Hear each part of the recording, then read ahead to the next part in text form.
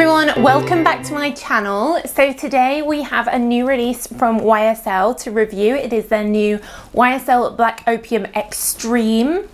This is a new flanker which has just come out from the Black Opium range. There is many different ones in the range, and I'm going to be giving you my review, first impressions, let you know what this smells like and compare it to the original. If you're interested in finding out about the whole range, I do have a video on that, and I also have an article on my website that I've just launched, my new website, so I'll leave that link down below as well if you want to check it out. If you're new here, then hello, hi, we're all about perfume, so check out my hundreds and hundreds of other videos.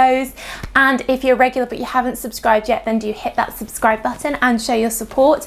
And you can support me as a channel member on Patreon, and you can subscribe to my newsletter. I'll leave the link below. And as always guys, I will leave links in the description to where you can buy this new perfume and the original in the UK, Europe, North America. Cool, so original Black Opium is, I guess, YSL's answer to the sort of millennial 2000s scents. They did have their Opium fragrance back in the 80s, which was a really big hit. It came in a brown bottle, but that was a very heavy oriental incensey fragrance.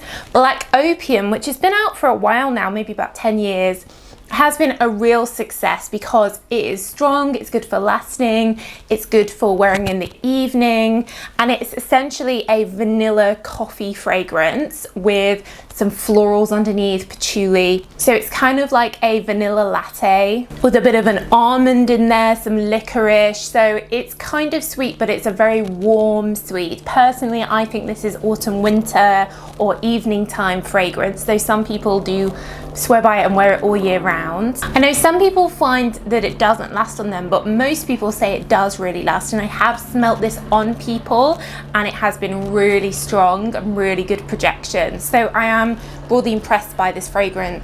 So original Black Opium is definitely Soki approved. Also, what I like about it as well, especially at the beginning, there's a bit of a fresh pear, there's a floral jasmine, so it's not all about the sweetness and the coffeeness. There is a real mix of feminine vibes in here. So if I compare this to the new Black Opium Extreme, this is 50ml, this is 30ml, you can see it has a slightly more glittery bottle with some like silver glitter on it, and it is a completely black center, whereas the original has this pinky center. The packaging as well is all black, and it says Black Opium Extreme. So you might be thinking, isn't there already an intense version of Black Opium? There is Black Opium Intense that has the blue circle, but that one is actually, rather than an intense version of the original, it's actually quite a different fragrance. It has a bunch of absinthe in there, so you get this really alcohol-y absinthe vibe. So very few perfumes that major on the absinthe. That one does, so if you like absinthe, check it out.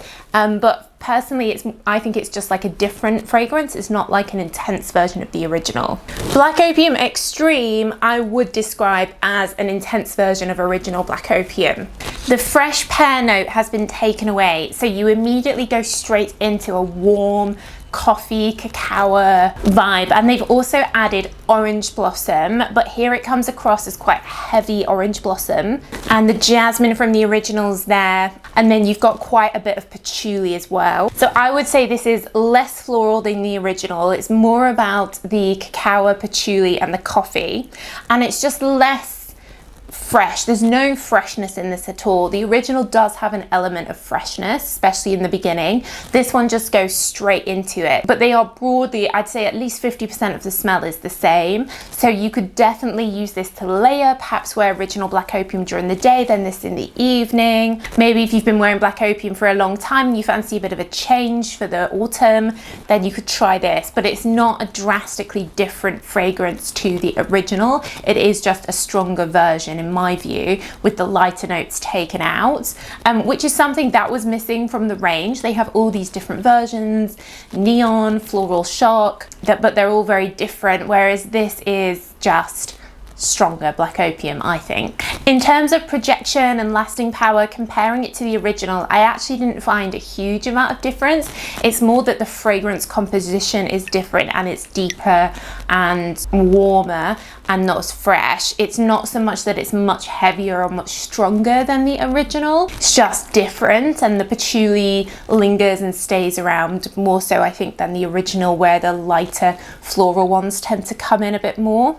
So I'd say that this is one perhaps who's a collector of the Black Opiums or a fan of the original. I don't think this would appeal to someone totally different to the original Black Opium. It is just like a true flanker, like a true version of the original. Not that there's anything wrong with that, but I do love the totally black bottle. I think that is very cool, and the little 30 ml, because it's quite thin, I think that could easily go like in your handbag if you want to take it out on a night out, on date night perhaps. It's that kind of fragrance, and then wear your normal Black Opium during the day. But guys, let me know what you think. Have you tried the new extreme version yet? Which is your favorite from the Black Opium range? Let me know in the comments below. I do read all your comments. But that's it, guys. So thanks so much for watching as always, and I will see you in the next video. Bye.